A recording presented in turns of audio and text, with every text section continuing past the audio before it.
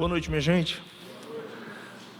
Estamos chegando à carta de Filipenses, e essa carta é mais uma carta escrita pelo apóstolo Paulo. Então, até agora, todas as cartas que nós estudamos, desde Romanos, todas elas foram escritas pelo apóstolo Paulo, o apóstolo da graça, o apóstolo que teve um encontro com o Senhor Jesus no caminho de Damasco, quando estava indo perseguir um povo que estava ali pregando a palavra de Deus, e ele teve um encontro com o Senhor, e nesse encontro ele ficou temporariamente cego, e depois teve um encontro com Ananias, e Ananias orou por ele, falou do amor de Deus para ele, e ele foi uma pessoa transformada por Jesus Cristo. E a partir dali então, Saulo deixou de ser o perseguidor, para ser agora o apóstolo dos gentios, e todas as cartas que a gente está estudando até agora foram escritas por ele. Você já sabe que ele, embora sendo o apóstolo da graça, ele, além de 3 viagens missionárias que ele fez até a região, saindo da Judéia, de Samaria, e foi ali pela Ásia Menor, atual região da Turquia hoje, chegou até ao tronco da Espanha, que a gente conhece hoje, a Grécia, toda essa região que nós chamamos Ásia Menor, são hoje esses países que a gente conhece como a Turquia, todas as 7 igrejas da Ásia estão dentro do contexto da Turquia. Então Paulo, esse apóstolo que com 3 viagens missionárias, ele expandiu o reino de Deus no mundo conhecido, e deixou todo esse legado para a gente, escrito, usando, quando ele mesmo não escrevia, ele usava uma pessoa chamada amanuense, que era o cara que escrevia as cartas para ele. E quando não era assim, ele usava um dos seus discípulos, Os discípulos de Paulo você já conhece, são Silas, também está lá em Atos dos Apóstolos, Timóteo, são mais um discípulo de Paulo muito forte. Então esses dois, tanto Timóteo quanto Silas, foram 2 pessoas que andaram muito com Paulo. No início da primeira viagem foi o Barnabé, que na verdade Paulo foi introduzido na igreja por Barnabé. Barnabé era aquele cara mais conceituado. Depois de Atos capítulo 5, 6 em diante, você tem lá a oferta de Ananias e Safira. Todo mundo sabe o que aconteceu com Ananias e Safira, roubaram ao Senhor e aí caíram fulminados. Mas Barnabé foi um cara que tinha um coração muito generoso, e ele doou, quando se converteu, toda a sua riqueza para o reino de Deus, para a expansão do reino de Deus, e levou tudo isso para os apóstolos. E a partir dali, Barnabé também se tornou uma pessoa conhecida da comunidade cristã. E ele foi o cara que ouviu sobre a conversão de Paulo e introduziu Paulo na chamada ministerial. Ele foi aquela pessoa que abriu portas. Então é importante você entender que Deus abre portas, e as portas às vezes são por pessoas. Então a gente precisa, às vezes, ter essa sensibilidade. Eu digo sempre para os meus filhos: olha, nunca feche portas. Meus 3 empregos que eu tive até hoje na minha caminhada, todos 3 empregos foram abertos às portas por pessoas, por relacionamentos que eu tive com pessoas, e essas pessoas me ajudaram, foram os intermediários, até no reino de Deus.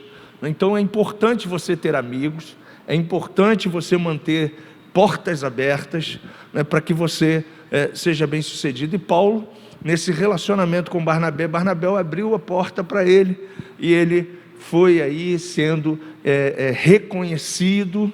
Deus foi, é óbvio, né? Deus tinha uma missão com Paulo, claro que sim, né? Mas através dessa introdução de Barnabé com ele na sua primeira viagem missionária, tanto é que, se você for ler o livro de Atos, na primeira viagem missionária nunca fala Paulo e Barnabé, começa sempre Barnabé e Paulo, Barnabé e Paulo, Barnabé e Paulo, porque na verdade quem foi comissionado pela igreja de Antioquia foi Barnabé, e Paulo era o assessor, né? O que estava ao lado de Barnabé. Na segunda viagem, na terceira viagem, você já vê Paulo, né, sendo o líder da viagem missionária e encabeçando a orientação sobre as igrejas que ele havia fundado e a que ele estaria ainda fundando, ok? A igreja de Filipenses, então, foi edificada por Paulo, está lá em Atos 16, aquele encontro com Lídia, a vendedora de púrpura, é justamente em Filipos. Aquele encontro é um encontro missionário, e lá Paulo fala do amor de Deus. Ali não tinha sinagoga. Você lembra que sempre Paulo e Barnabé procurava, quando ia ministrar a palavra de Deus em algum lugar conhecido, uma sinagoga, e nessa sinagoga eles pregavam primeiro o evangelho ao judeu, mas em Filipos não havia uma sinagoga, ou seja, não havia judeus, e aí ele começa a pregar o evangelho na vida, na casa dessa mulher, né, para essa mulher, e ela é a pessoa que abre a porta da sua casa para receber Paulo, para receber o evangelho, e através de Lídia, né, que na nossa visão contemporânea era uma empreendedora, uma vendedora de púrpura, né? Então, uma empreendedora, ela abriu as portas da sua casa e Paulo começou a ministrar a palavra de Deus. E ali houve uma expansão do reino de Deus, houve uma salvação tremenda, né? E a nossa oração hoje, né, nesse mundo que a gente vive, é que a salvação continue sendo algo bem explosivo no coração das pessoas, né? Que as pessoas possam ver graça em nós, ver graça na igreja, ver a unção na igreja, para que através dessa unção fluindo de nós, as pessoas possam encontrar Jesus, possam receber Jesus, possam ter um encontro com Jesus. Então, todas essas cartas que a gente está estudando, elas estão inseridas dentro do contexto de Atos dos Apóstolos, ok? Então é importante você ter um conhecimento panorâmico do escritor de Atos dos Apóstolos, que você já sabe é o Dr. Lucas, que também é o escritor do Evangelho de Lucas, né? Ele é um cara minucioso, detalhista, por ser médico, né? Ele cuidava da equipe de Paulo, então ele era médico, era a profissão de Lucas. Ele traz com riqueza de detalhes informações para a gente, tanto no seu evangelho, como no livro de Atos. Então, ele teve muita participação, né, e deixou todo esse legado escrito para a gente. Então, Atos 16 é esse momento aí que a gente está agora com a carta de Filipenses. Essa carta foi escrita também na prisão. Paulo ficou preso em Roma, né? Depois de Atos 28, você vê que ele pede, né, para que ele vá ser julgado em Roma, porque ele se sentia no direito, como cidadão romano, de ser julgado pela corte romana. Se ele não fizesse esse apelo a César, com certeza ele seria executado, né, apedrejado pela comunidade judaica que odiava o apóstolo Paulo. Tudo isso você vai entender, né, lendo o livro de Atos dos Apóstolos. São 28 capítulos só, você lê isso aí brincando, no máximo em 5 dias, né? Por mais devagar que você lê, dá para você ler em 5 dias tranquilo o livro de Atos dos Apóstolos, para você ter uma visão panorâmica de todas as cartas, tanto as paulinas, quanto as cartas de Pedro e as cartas de Tiago. Então, todas elas estão inseridas dentro do livro de Atos. O livro de Atos é um livro histórico, para que você se norteie dentro desses acontecimentos e de tudo que ocorreu na igreja primitiva, ok? Então, fica aí a dica. Se você ainda não leu o livro de Atos, se você ainda não leu o Novo Testamento, é importante aí você entrar no ano de 2020. Se você começar no ano de 2020, em janeiro, lendo 4 capítulos por dia, quando chegar em janeiro de 2021, você leu não apenas o livro de Atos, você leu a Bíblia inteira, né? 4 capítulos por dia, já está aí programado cronologicamente, você consegue, né? Só não pode deixar de ler um dia, né?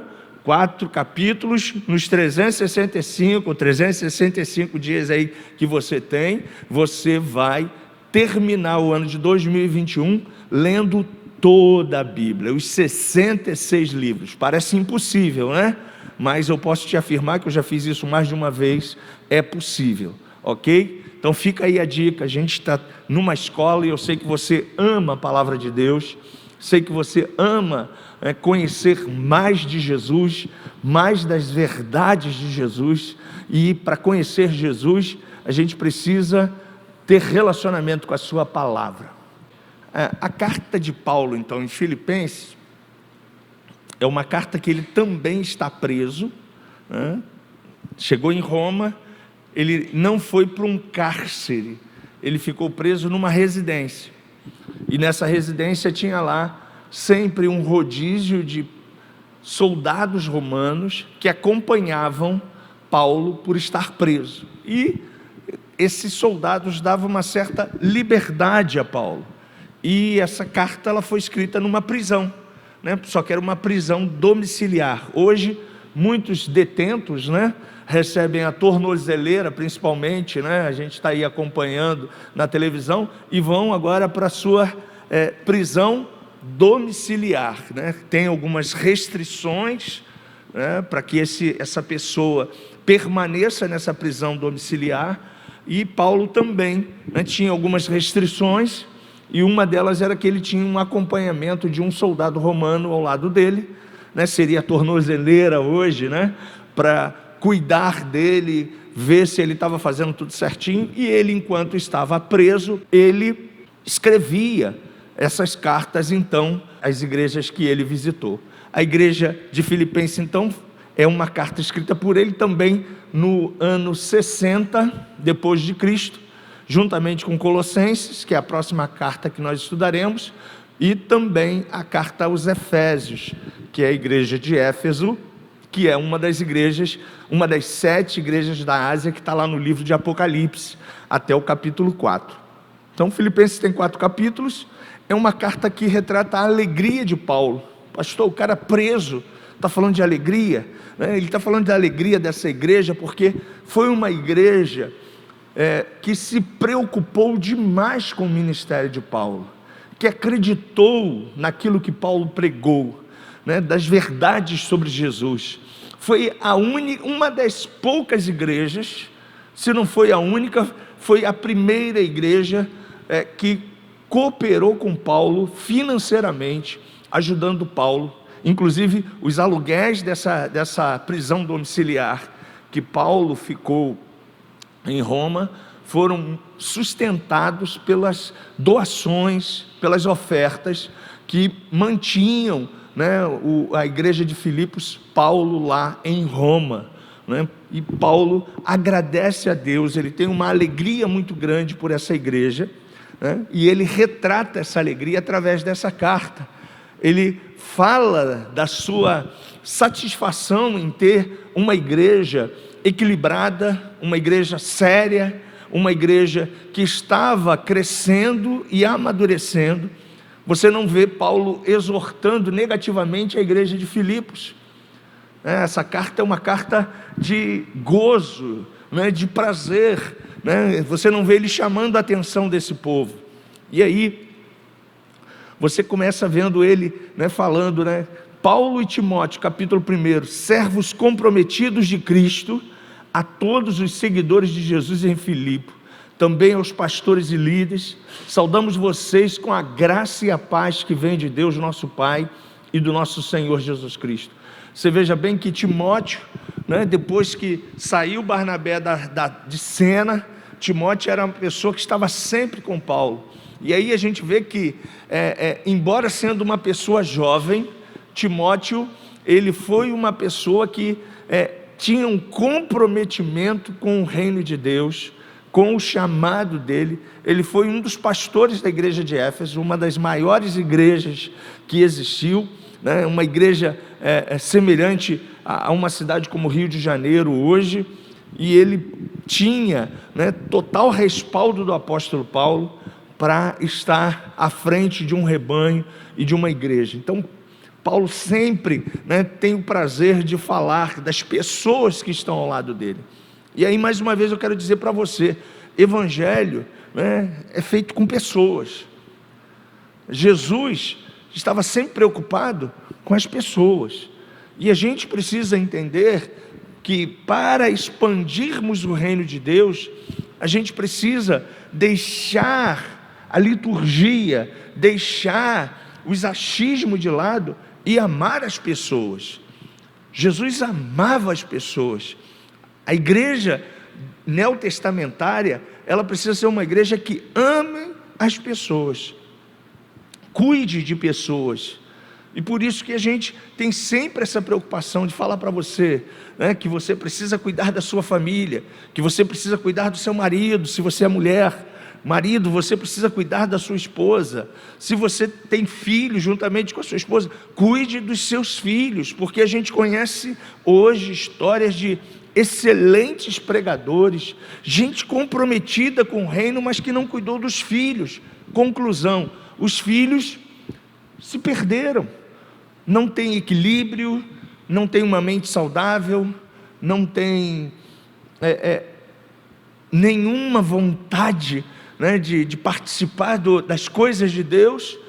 Por quê? Porque foram pessoas que não foram cuidadas, e nós precisamos ter essa atenção, para que a igreja seja uma igreja boa, saudável. Você precisa estar bem, e estar bem não é só estar com dinheiro no bolso, não. Acho que se você e eu temos uma vida feliz, uma família feliz, uma mulher que nos apoia, um marido, se você é mulher, que te apoia, as outras coisas você conquista. Você vai atrás, você trabalha aqui, você faz um bico ali, mas quando a família não está bem, você não tem equilíbrio. E Paulo se preocupava também em ter amigos, em estar com pessoas, porque imagine você, está preso, e agora não tem ninguém para estar visitando ele. Timóteo estava ali. Em todas as outras cartas você vê, Timóteo não estando, ele fala: Lucas, venha, quando você vier, traga fulano, traga a minha capa, traga os livros, traga pessoas para estar se relacionando comigo. Porque, gente, a gente veio nu para esse mundo, e nu a gente vai voltar. E vamos embora desse mundo para o novo mundo que Deus tem preparado para nós. Mas como é importante a gente ter amigos, a gente ter pessoas.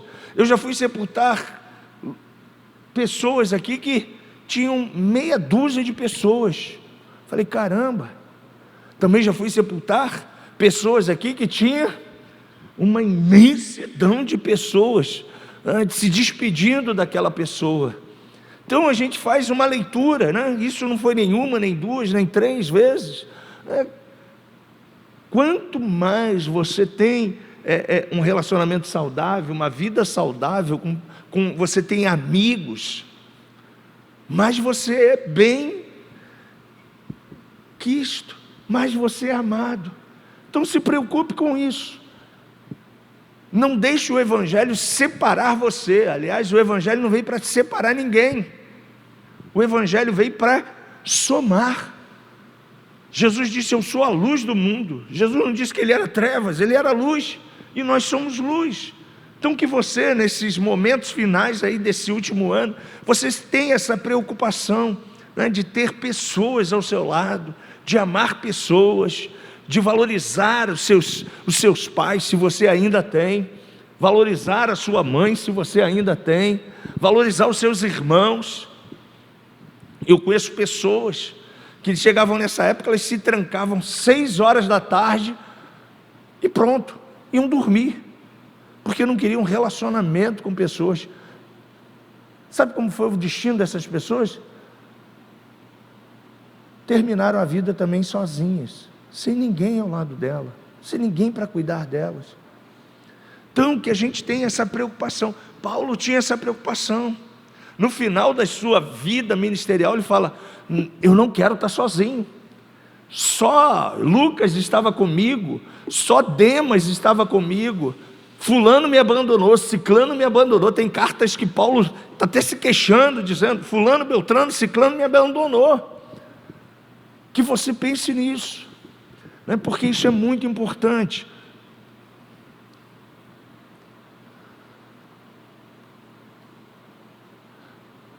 Essa igreja é a primeira igreja europeia fundada por Paulo, né? Como eu disse para você, começou na casa de Lídia, né? Às vezes a gente nem imagina, nessa igreja aqui começou também na casa de uma pessoa lá do outro lado, perto do Hortifruti, lá perto do Parque Leopoldina, né? Uma ruazinha que tem ali, uma casa de uma pessoa, abriu as portas da casa dela, e aí começou um pequeno grupo na Nova Vida de Bangu, lá numa casa de uma família. E a partir dessa casa, foi crescendo, foi crescendo, foi crescendo. Pastor Valdeci alugou aqui um espaço onde é hoje a igreja do Poder Mundial da Fé, ficou ali muitos anos, quem é antigo aqui sabe disso. Depois compramos essas 2 propriedades, são 2 terrenos aqui, são 4 terrenos aqui, né? Então desses 4 terrenos, 3 foram comprados, 1 foi doado por um membro da igreja, e aí construiu todo esse patrimônio para a igreja de Nova Vida em Bangu, né? Mas começou numa casa de uma pessoa. Deus tinha um sonho para essa região, né? E tudo começou na casa também de Lídia, porque Deus tinha um sonho para a igreja de Filipos. Era uma igreja amada por Paulo, sendo chamada por ele de minha alegria e coroa, né? Paulo, como disse para você, a gente já falou sobre isso, tinha a satisfação de falar dessa igreja. Era uma igreja que não dava problema para Paulo, não dava trabalho para Paulo. Ele não falou a mesma coisa de Corintos, lembra quando você estudou aqui comigo Corintos? Ele disse: vocês estão divididos, vocês são jactanciosos, vocês são isso, vocês são aquilo, o poder de Deus habita aí nessa igreja, mas vocês são difíceis, né? Essa igreja não, Paulo não tem críticas para essa igreja. Essa igreja é uma igreja que traz alegria ao coração de Paulo, não porque era uma igreja que patrocinava o ministério de Paulo, né? Patrocinava as viagens de Paulo com sementes na vida e no ministério de Paulo, não, mas também era uma igreja que não dava trabalho. E ele, quando você lê essa carta, ele fala de toda essa satisfação de ter plantado o reino de Deus nesse lugar. Então a ênfase gera em torno da alegria e da maturidade. E aí, a maturidade você vai ver Paulo falando em todas as cartas, porque esse é o nosso objetivo como igreja. A gente aceita Jesus, somos um menino na fé, ok? A fé vem pelo ouvir, Romanos capítulo 10, versículo 17, e ouvir da palavra de Deus. Você ouviu a palavra de Deus, o Espírito Santo, João 14, convenceu você e eu do pecado, da justiça e do juízo.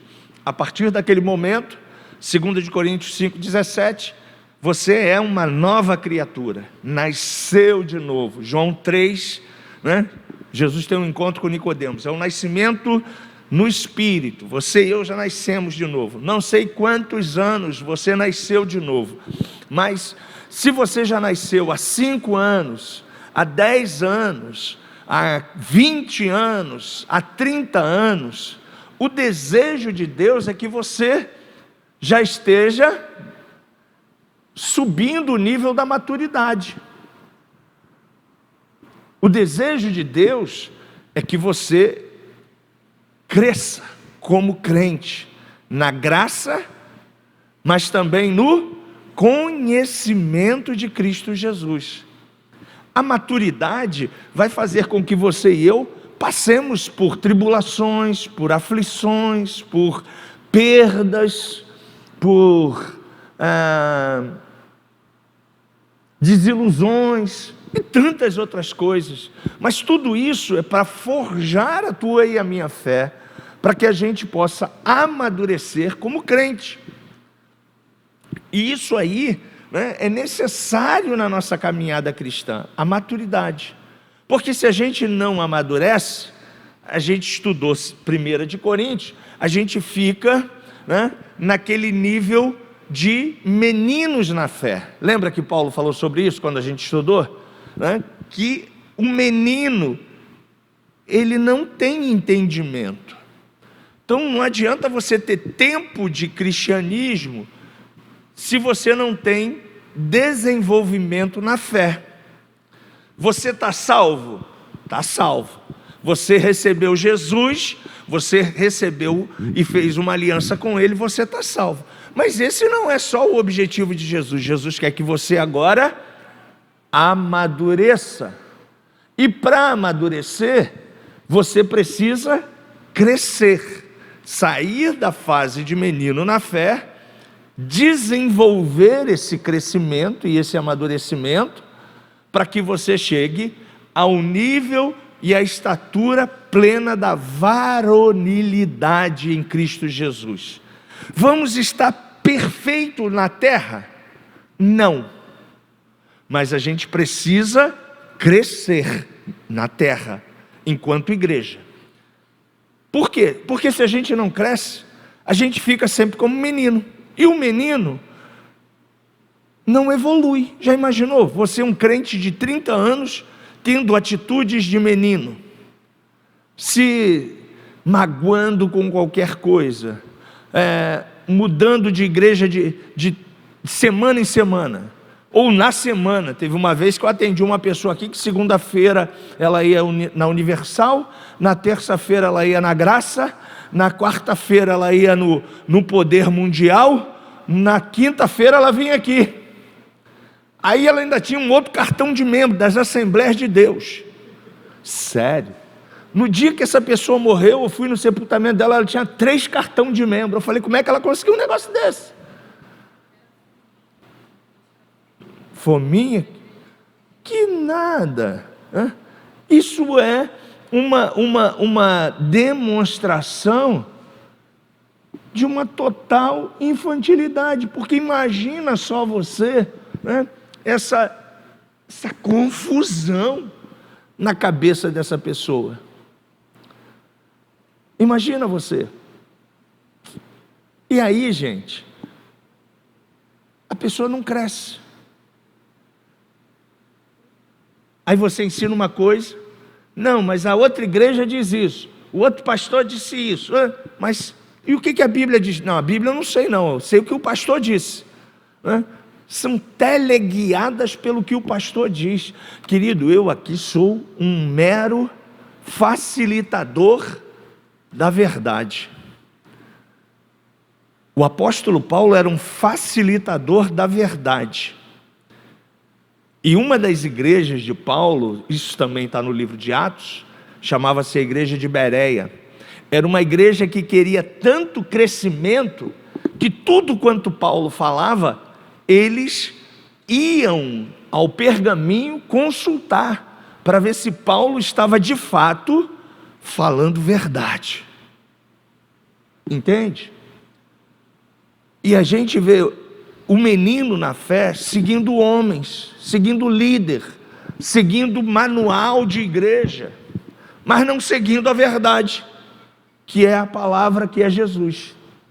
Então você e eu precisamos estar vinculados a uma igreja? Amém, sim, porque a igreja é um organismo de Cristo estabelecido nessa terra.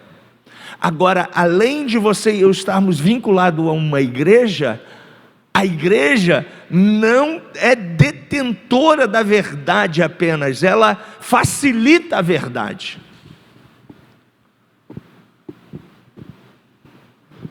Ontem uma pessoa postou no Facebook dizendo, né, palavras do que o pontífice Papa lá falou em Roma. Eu falei, meu Deus do céu, essa está mais perdida ainda, né? Seguindo o que o pontífice está dizendo. Está confusa ainda essa pessoa. Entende? Então a gente precisa, né, ter essa maturidade. E maturidade, gente, vem com conhecimento, vem com aprendizado, vem com sofrimento, vem com provações, vem com lutas. Paulo diz, eu aprendi. Para você aprender, você tem que passar. Eu aprendi a andar de bicicleta, tomei uns tombos antes, né? Você tomou também? Natural, normal, né? Mas depois você aprendeu, e quem aprende não mais esquece.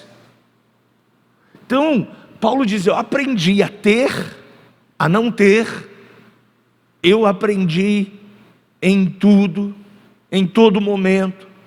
Então a maturidade ela vai fazer você aprender. E aí, Deus quer que você aprenda de uma forma light, tranquila, prazerosa. Mas você já reparou que tem crente que só aprende na prova? Sério, eu não entendo. Tem gente que só busca Deus quando está passando por uma situação difícil. Perdeu o emprego, aí vem na oração toda terça e quinta. Está com dificuldade no casamento, aí vem estudo bíblico, domingo de manhã, domingo à noite. Parece que a pessoa só cresce quando está sofrendo. É da vontade de Deus que a pessoa viva sofrendo? Claro que não. Mas o cabra, né, o dito cujo só quer crescer na pressão. Eu já trabalhei com funcionário assim. Se você não pressionasse o cara, ele ficava... Você já conheceu colegas de trabalho assim também? Tem uns que, por exemplo, eu já sou diferente. Se você me pressionar, eu travo. Eu gosto de trabalhar tranquilo, sem pressão. Mas eu sei qual é a minha missão quando estou trabalhando. E vou dar o meu serviço pronto no horário ou no momento que a pessoa pedir.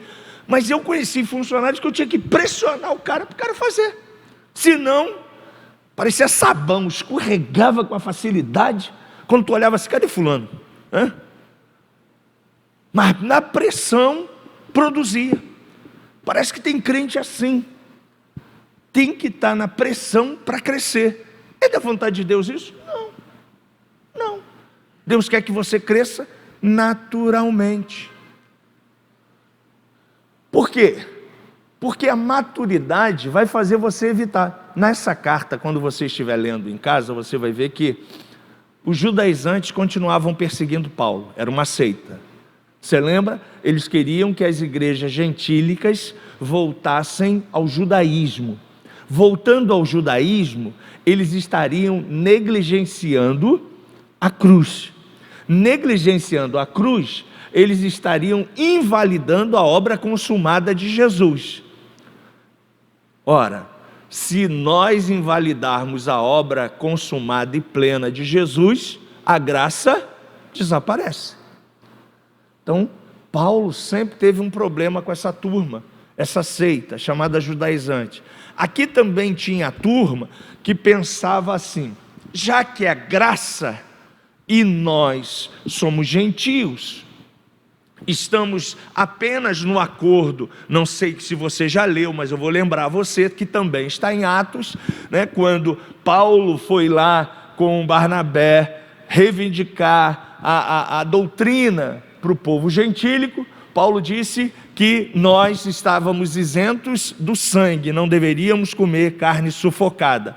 Não sei se você lembra desse texto, que foi o concílio que Paulo teve com Tiago, com Pedro e com João.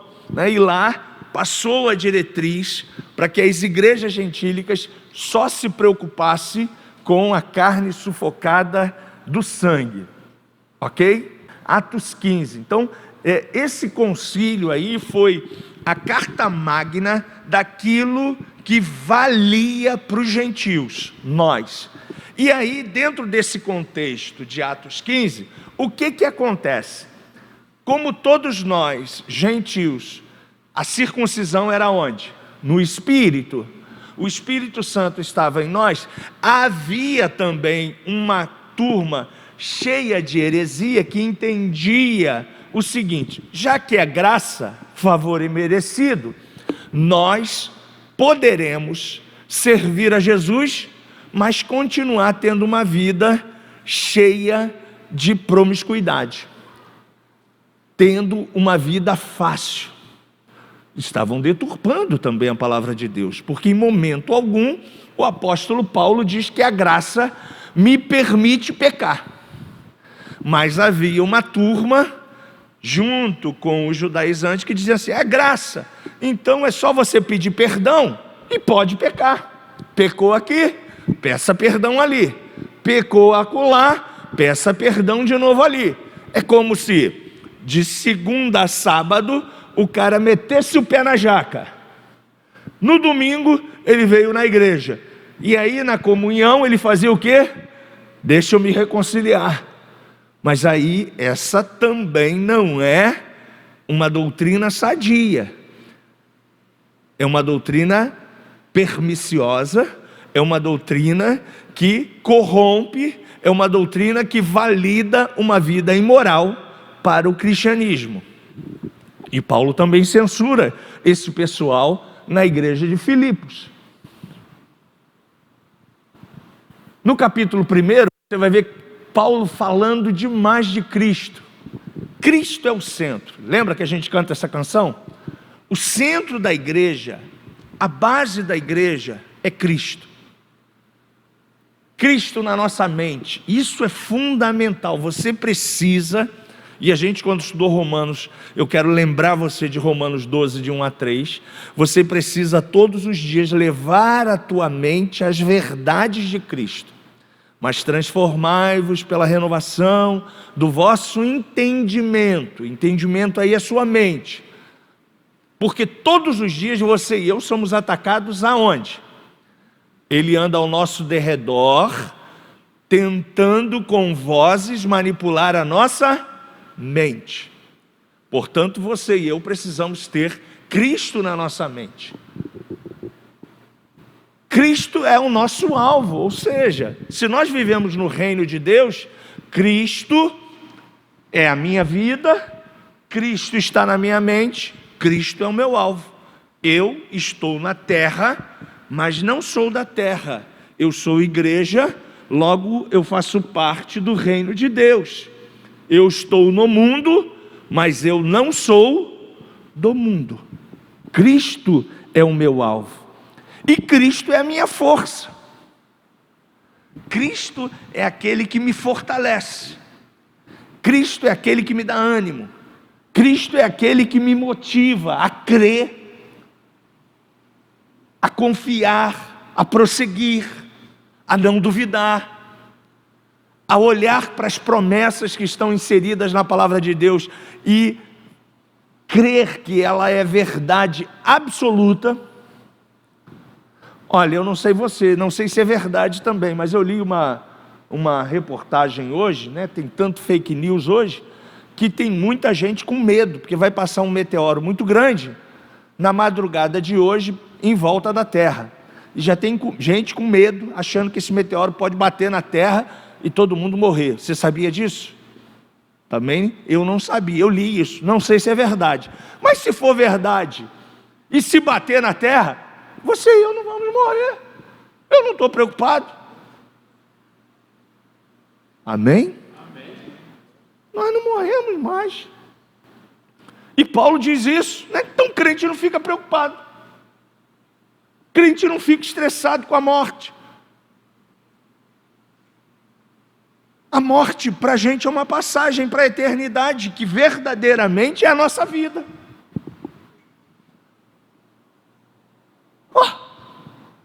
Mas estava lá um bocado de gente lá, falando, caramba, né? Eu não sei quantos milímetros que vai passar. Eu falei, caramba, tão preocupada, a galera tão preocupada com coisa tão boba, né? Mas por que o ser humano fica preocupado, gente?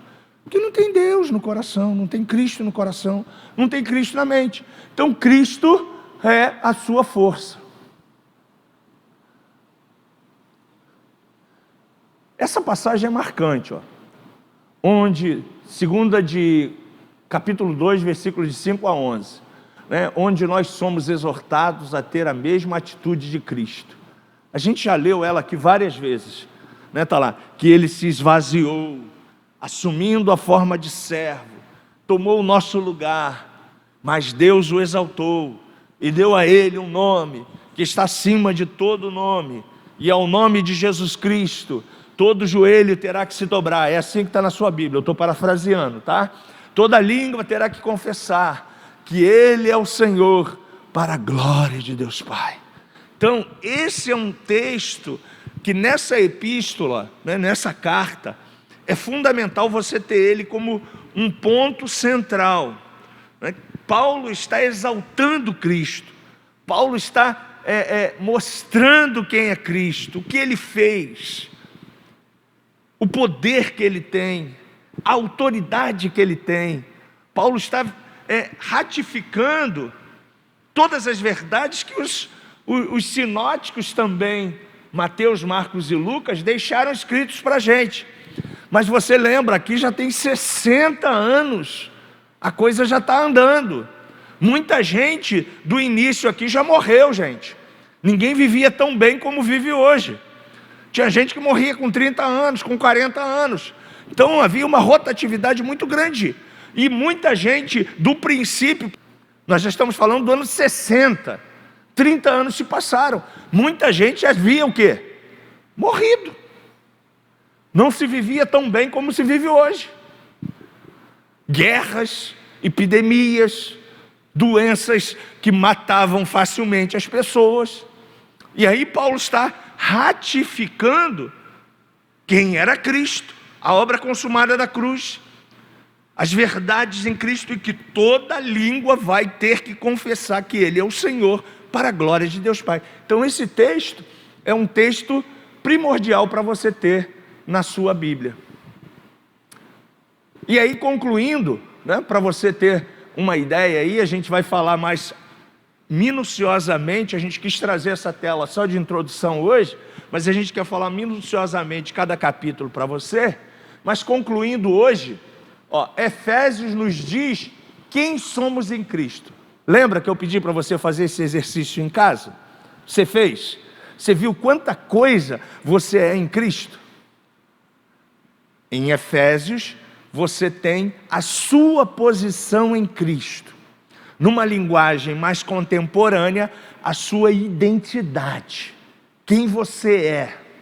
Está lá em Efésios.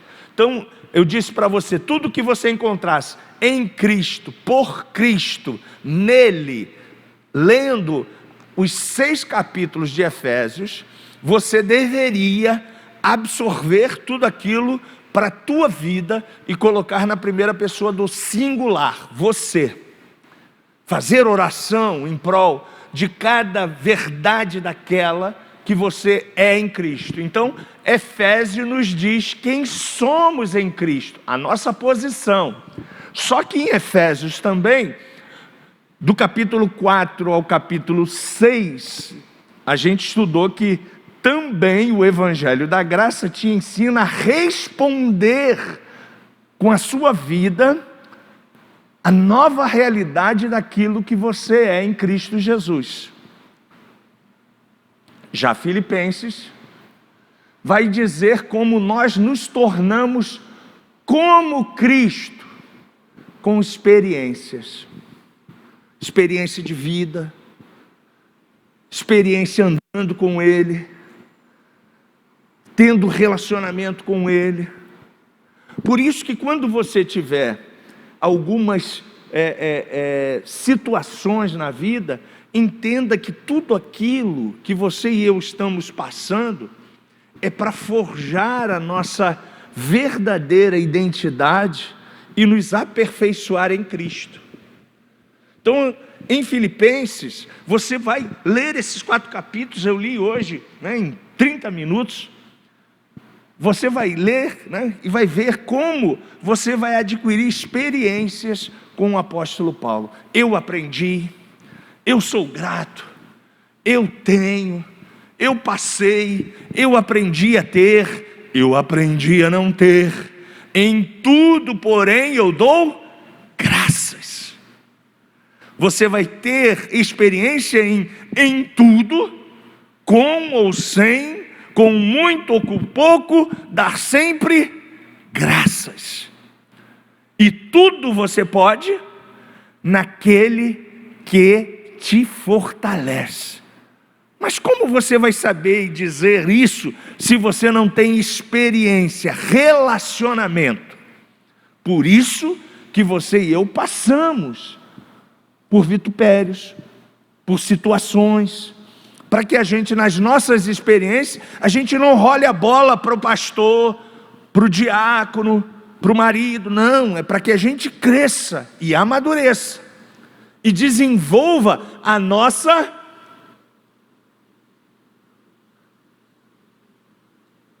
maturidade. Beleza? Semana que vem tem mais